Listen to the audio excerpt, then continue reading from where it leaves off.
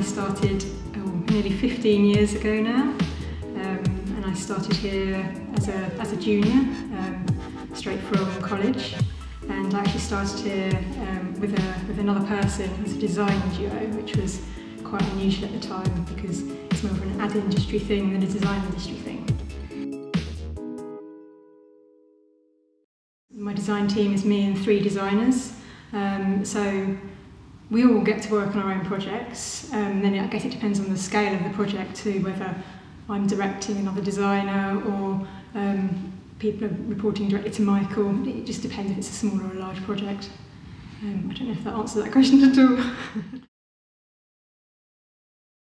Yeah, we kind of have quite a fluid structure here. So we do have a thing when there's a big project comes in, it can be like a bit of a free-for-all. If you're free for a few hours, you put your ideas up on the wall, and then we kind of just keep assessing and evolving it.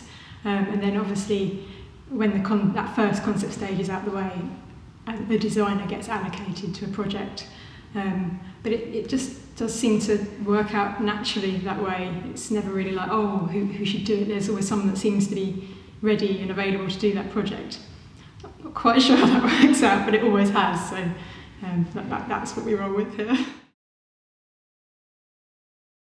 Our recent V&A project, which is a sort of a slightly unusual project these days for Johnson Banks, because it involved me designing a 300-page book, which is something I hadn't done for some years, but it was, so it's for the new autumn exhibition, You Say You Want a Revolution, Records and Rebels 1966 to 1970, bit of a mouthful title there, so you kind of call it Revolutions. Yeah, so we kind of started the process though from a kind of branding point of view and came up with the campaign for the exhibition. And what was interesting about the V&A project, we were kind of working with 3 or 4 clients because the V&A is a big place and there's lots of departments involved. So we were, working with publishing, working with press, marketing, and the curatorial team.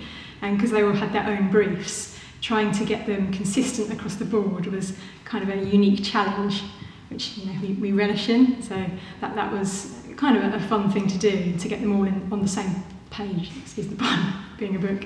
But then also with the book, because that's quite a long process, sort of your relationship with the client is slightly different because I'm on the phone day to day with the editor every day for a few months really, getting the book done. I guess with the nature of lots of clients, it's a client has been somewhere else and we've worked with them and they've moved on to another company, so that's kind of how we got involved with Brighton Festival. And Brighton Festival, I'm sure you know, is run by Brighton Dome. So initially, back in 2012, we were asked to rebrand Brighton Dome and the festival together. So, because no one really knew the festival and the Dome were related.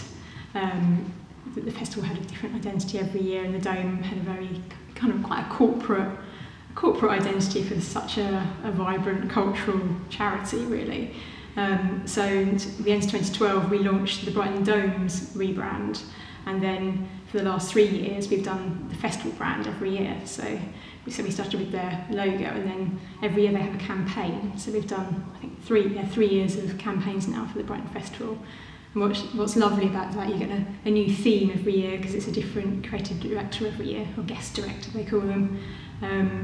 So for Ali Smith last year, there was a sort of a migration theme. So you come up with a campaign concept based on that. So each year looks very different, but obviously is within the overarching brand.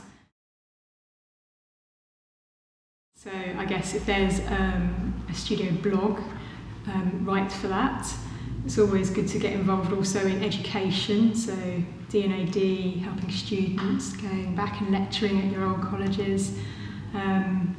What else? I think maybe having an opinion is good.